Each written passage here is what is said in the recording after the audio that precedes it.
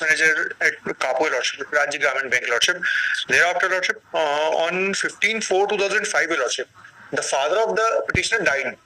Thereafter, Lordship, the petitioner filed for the succession certificate, and on dated 3 January 2018, the court ordered the succession certificate on the favour of the lordship petitioner.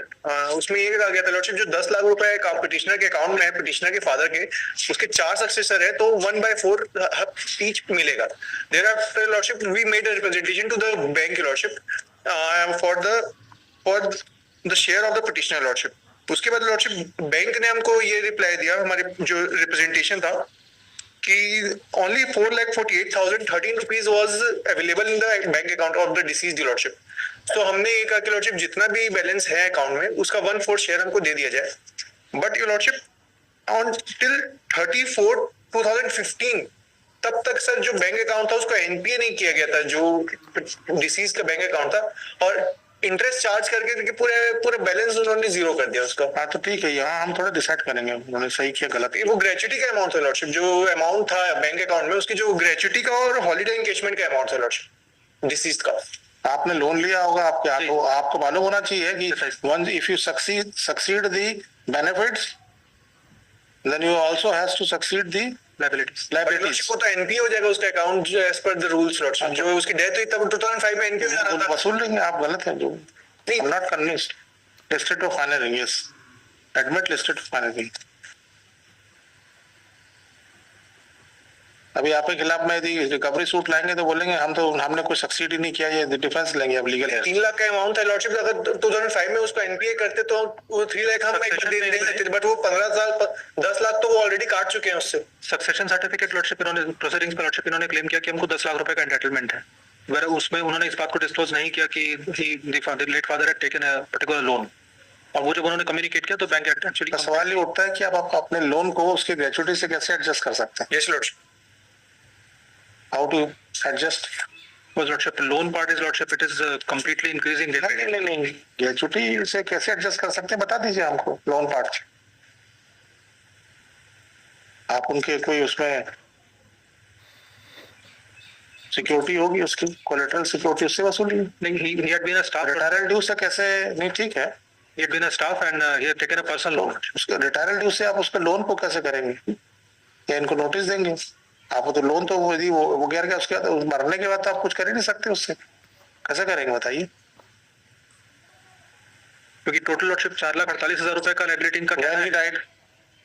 When he died 2005. आप बताइएगा what was the outstanding on that day and what was the retirement dues which stood on that day. लिखिए. Shri Sanjay Sudhir Sharma for the petitioner, Shri N. Nahara for the respondents. The Blood and Counsel for the petitioner submits that the petitioner's father was an employee of the respondent bank, and he died in the year 2005. And as per the submission of the bank, he has availed certain loan facility. He submits that certain outstandings was against the deceased petitioner, father of the petitioner. The father of the petitioner died in the year 2005, and the respondent bank has received much more amount than the loan amount which was outstanding against the father of the petitioner in the year 2005. Let an affidavit be filed by the respondents as to what was the outstanding of loan of the father of the petitioner on the day he died, and what was the amount of retirement dues which he would have earned, which the petitioners are entitled to receive. That this exercise be done within a period of 3 weeks, listed after 3 weeks. बता दीजिए उस तारीख को जिस दिन death हुआ, आपको तो मालूम होगा कौन तारीख. इन्होंने अपने रिप्लाई उस तारीख को उस अकाउंट में कितना आउटस्टैंडिंग था, और डेथ होने पर उसका कैलकुलेशन करके उसका कितना रिटायरमेंट ड्यूज आता है, बता दीजिए. Follow what I'm trying to say. यदि उस तारीख को 4 लाख रुपए उसका बैलेंस था, आउटस्टैंडिंग था, और आपके कैलकुलेशन के हिसाब से यदि उसको 5 लाख रुपए मिलना था, ग्रेचुटी वगैरह सब मिला, तो आपने उसको कितना अभी तक काटा है बताइए.